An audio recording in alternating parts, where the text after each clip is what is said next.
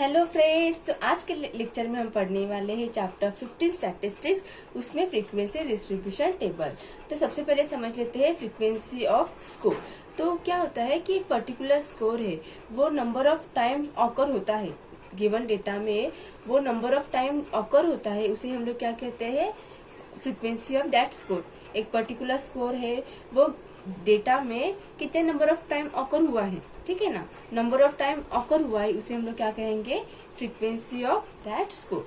तो उसमें frequency distribution table अभी हम लोग कैसे बनाते हैं कि सबसे पहले हमें क्या करना है कि असेंडिंग ऑर्डर में लिख के देना है। तो सबसे पहले हम लोग असेंडिंग ऑर्डर में जो भी स्कोर है उसे हम लोग असेंडिंग ऑर्डर में लिख के लेंगे। तो यहाँ पे क्या लिखेंगे हम लोग, स्कोर, क्या लिखेंगे, स्कोर, ठीक है। असेंडिंग ऑर्डर में लिखना है तो स्कोर है, तो असेंडिंग ऑर्डर में यहाँ पे देखिए एग्जांपल दिया है 1 2 1 2 3 1 2 1 3 1 2 1। अब इसे असेंडिंग ऑर्डर में लिखना है तो सबसे पहले क्या आ जाएगा 1, सेकेंड नंबर में 2 और थर्ड नंबर पे आ जाएगा 3, ठीक है। तो ऐसे हम लोग फर्स्ट कॉलम बनाएंगे स्कोर का, उसके हमें असेंडिंग ऑर्डर में स्कोर को लगाना है। तो हम लोगों ने यहाँ पे स्कोर लिख दिए 1 2 3। अभी दूसरे कॉलम में क्या आ जाएगा, टैली मार्क। दूसरे कॉलम में क्या आ जाएगा, टैली मार्क।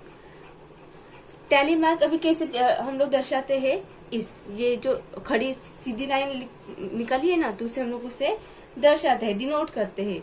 तो अभी हम लोग यहाँ पे लिखेंगे, तो कैसे लिखेंगे, देखिए यहाँ पे 1 है तो ये 1 कट करके यहाँ 1 के सामने एक टैली मार्क करना है हम लोगों को, फिर 2 के सामने ऐसे एक कर देना है, 3 के सामने इस तरीके से, फिर 1 आया तो ऐसे लिखना है, 2 के सामने लेके यहाँ पे एक लाइन खींच देनी है, फिर 1 आया तो फिर 1 के सामने, 3 आया तो 3 के सामने, 1 फिर से आया तो 1 के सामने, 2 आया तो 2 के सामने।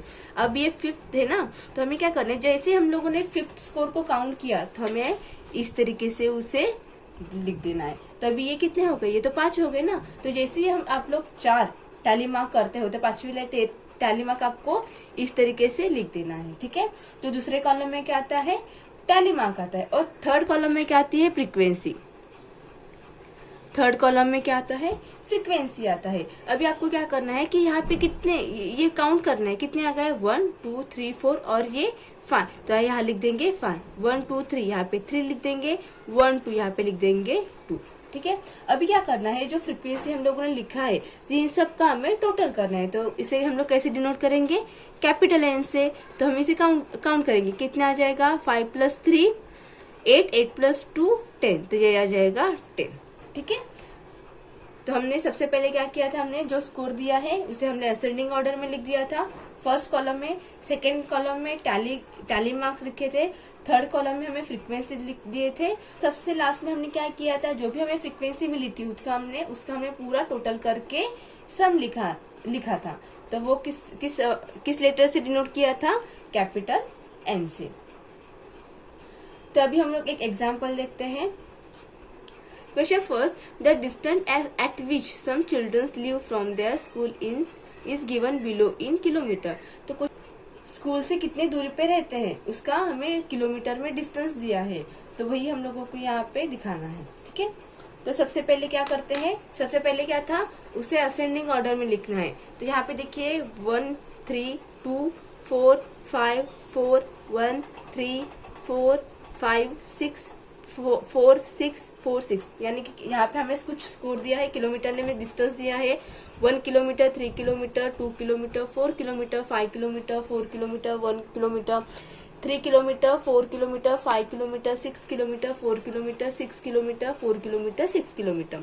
तो हमें क्या करना है, असेंडिंग ऑर्डर में लिखना है। तो कितना है, 1 से 6 से लिखेंगे 1 2 3 4 5 6, ठीक है। तभी हम लोग क्या करेंगे, उसे टैली मार्क्स के टैली मार्क्स निकालेंगे, उसके टैली मार्क हम लोग करेंगे।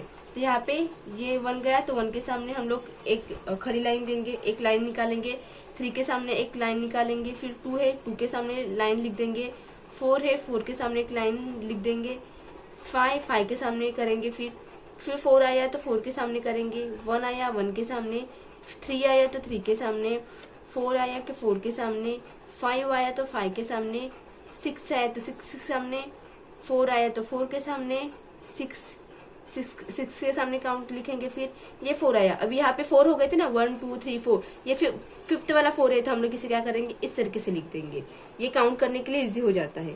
फिर 6 है तो यहाँ पे 6 लिख देंगे। अभी यहाँ पे इसे काउंट करो कितने आए, यहाँ पे 1 2, तो यहाँ पे 2 लिख देंगे, यहाँ पे 1 है 1 लिख देंगे, यहाँ पे 2 है तो 2 लिख देंगे, यहाँ पे कितना है 1 2 3 4 5 है तो यहाँ पे 5 लिख देंगे, यहाँ पे 1 2 2 है तो 2 लिख देंगे। 6 कितने बार आया था 1 2 3, तो यहाँ पे 3 लिख देंगे। अभी क्या करना है, इन सब का फ्रीक्वेंसी का भी हम लोग सम निकालेंगे। हम किससे डिनोट करते हैं, कैपिटल एन से। तो यहाँ पे टोटल फ्रीक्वेंसी कितनी आई थी, 15 आई थी। Thank you for watching.